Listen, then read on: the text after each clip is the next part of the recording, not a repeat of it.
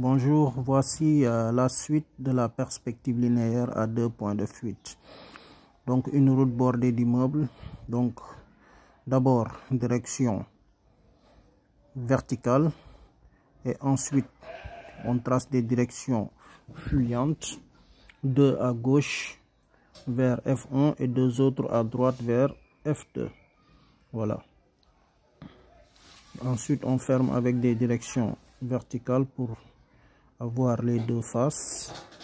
Voilà, donc la direction fuyante qui doit être en bas, c'est ce que j'avais oublié. Voilà, ensuite on trace pour ça, c'est le croquis du premier, hein. Donc pour le deuxième, direction verticale, ensuite direction fuyante à gauche et à droite, ou bien à droite et à gauche. Voilà, donc en bas les directions fuyantes ne seront pas visibles parce que le bus va les cacher, donc on laisse comme ça. Sinon si on les met, on va ensuite les enlever encore, donc pas la peine de les mettre. Voilà, direction verticale, direction fuyante, voilà, direction fuyante. Voilà, donc il y a des parties qui ne seront pas visibles, donc on n'est pas obligé de tracer, hein. Si on trace, après on va enlever encore, donc on s'arrête là-bas. Ensuite on continue. Voilà, donc vous voyez, il y a beaucoup d'immeubles qui seront là. Voilà, mais toujours avec des directions verticales et des directions fuyantes.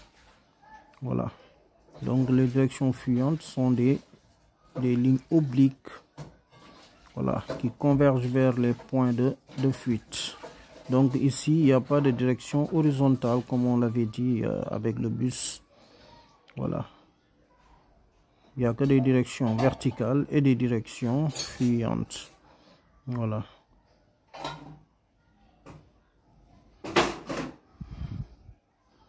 Là on peut toujours continuer. Voilà, donc on peut varier, hein. On peut vraiment changer la taille des immeubles, ça dépendra de l'emplacement. Voilà, ok, maintenant on commence à mettre des détails, les niveaux. Voilà,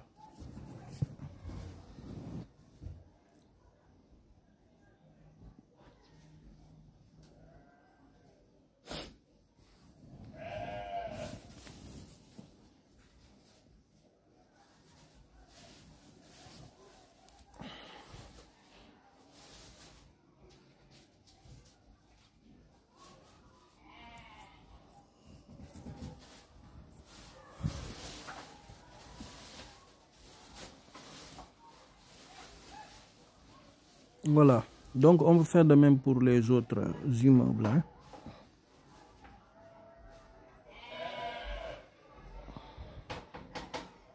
Voilà, on marque d'abord, ensuite on trace. Voilà, donc à gauche vers le point F1, à droite vers le point F2. Donc on les avait placés avec, quand on traçait le bus, on les avait placés d'abord ligne d'horizon, ensuite on pose les points de fuite. Voilà, F1 et F2. Voilà,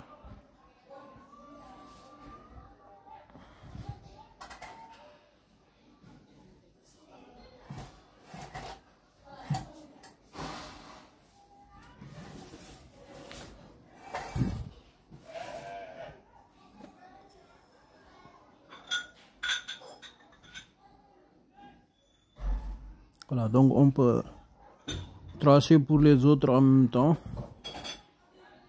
Voilà, pour gagner du temps,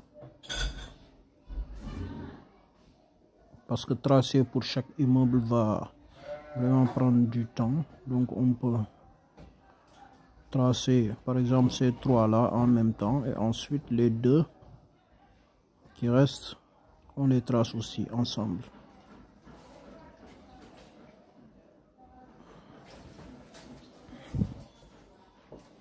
mais toujours ces lignes iront vers les points de fuite.